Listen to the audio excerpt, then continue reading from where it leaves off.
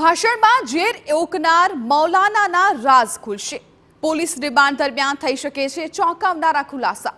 Maulana Salman Azahari એક દિવસના police remand પર છે। પોલીસ રિમાન્ડ દરમિયાન વણ ઉકેલાયેલા જે સવાલો છે એનો જવાબ મળશે।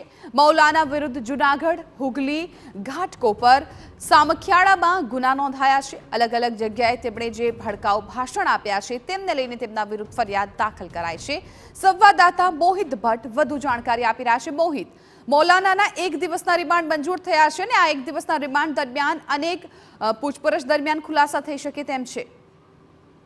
જિજ્ઞાસા, સ્પષ્ટપણે જે રીતે મૌલાના જે અઝહરી છે તેના એક દિવસના રિમાન્ડ કોર્ટે મંજૂર કર્યા છે। મૌલાનાની સાથે જે બે આયોજકો છે તેના પણ એક દિવસના રિમાન્ડ છે। રિમાન્ડ દરમિયાન પોલીસ છે તે કેટલાક મહત્વના મુદ્દાઓને લઈને તપાસ હાથ ધરવાની છે। જે જૂનાગઢમાં જે કાર્યક્રમ યોજવામાં આવ્યો હતો તે કાર્યક્રમમાં ફંડિંગ કોનું હતું તે દિશામાં આ પોલીસ છે તે તપાસ કરી રહી છે। એટલું જ નહીં, સૌથી ગંભીર અને મહત્વની બાબત એ છે કે જે મૌલાનાનો આ કાર્યક્રમ હતો તે કાર્યક્રમમાં સ્ટેજ પર જે થોડા સમય પહેલા જે જૂનાગઢમાં મજેવડી ગેટમાં પોલીસ સાથે ઘર્ષણ થયું હતું અને આ દરગાહને લઈને જે વિવાદ સામે આવ્યો હતો તે વિવાદના જે આરોપીઓ છે જેઓ જે કાયદો અને વ્યવસ્થા અને તંગદિલી સર્જવા માટેના મુખ્ય આરોપીઓ હતા તેને સ્ટેજ પર સ્થાન આપવામાં આવ્યું હતું, ત્યારે તે ઘટના અને આ જે સભા છે તેને કોઈ પ્રકારનો સંબંધ છે કે કેમ તે દિશામાં તપાસ હાથ ધરવામાં આવી રહી છે।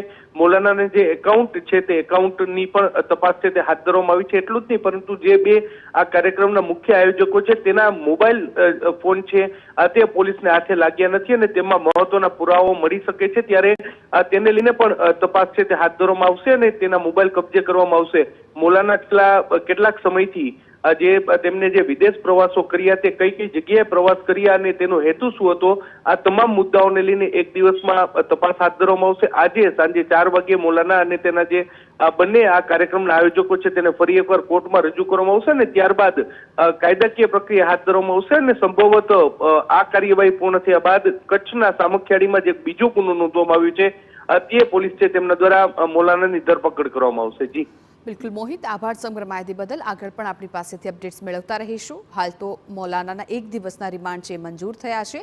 આજે ફરી સાંજે 4 વાગે તેમને કોર્ટમાં રજૂ કરવાના આવવાના છે અને ત્યારબાદ આગળ કાયદાકીય કાર્યવાહી છે એ કરવામાં આવશે।